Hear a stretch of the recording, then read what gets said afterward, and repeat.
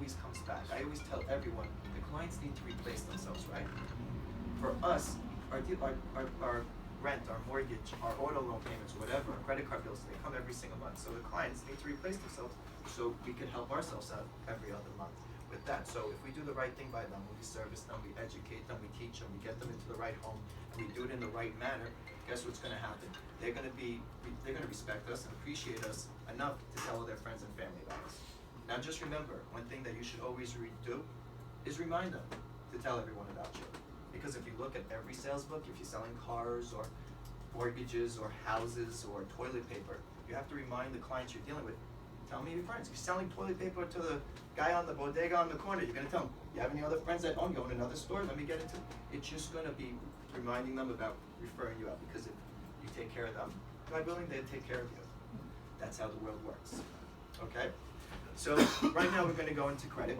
We're going to go into just teaching you how to read it. I'm not going to make you mortgage specialists, but I'm going to give you a good understanding of what a good score is to a bad score and what you would be looking into. So over here you see two sets of credit scores. On the top line you see 636, 628, and a 639.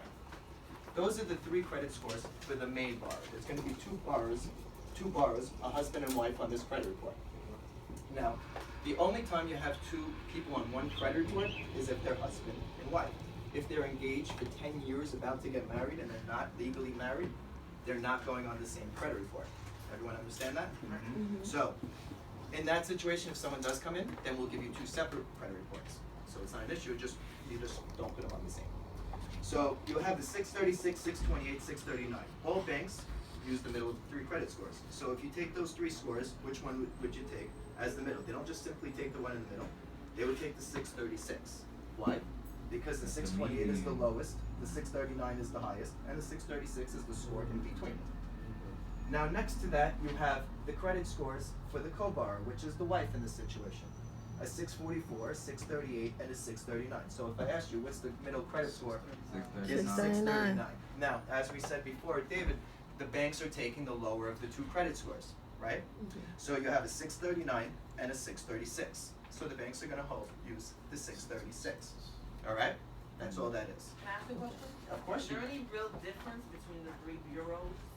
So every bureau grades off of a different things, and they take into account more things, different types of things. Now, if you look on the second page, you'll see that it says Equifax, FICO, Classic, D5 factor. That's the scoring model that they use. So maybe some credit scoring, maybe some credit bureaus will put more weight on averages on the balance of their credit cards divided by the limit. Some will put more on credit card late payments. Some will put on how long you've had the credit cards for, how long you have a mortgage. They'll put a lot of different things on. So there's always different numbers in regards to different ways of scoring it. So would you say it's one bureau that's you're like, this bureau's better than the other one? they're not all, I mean, I would say usually TransUnion is the one that's in the middle. From what I see. So whoever got least info. But they all work in cahoots. They all work in cahoots. Everybody reports to all, not everyone. Mostly everyone reports to all three. But sometimes some credit bureau, some companies report to 1 out of 3 or 2 out of 3. And the reason why they do that is because if they report to all three, it costs them more money. So sometimes if you could look at someone, you're fixing someone's credit, if one of their scores are 700, the other one's 620, and the other one's 610, and you're like, why is there such a big difference of the 720, 620, 610? It's because the 720 credit score, if that was, let's just say, Experian, isn't getting the late payment that these two are hitting. Right. And sometimes you'll see that in collection companies. They'll just hit one company because they already spent pennies on it. They don't want to invest more money in it, so they just want to put it somewhere on their credit, so they'll call them at one.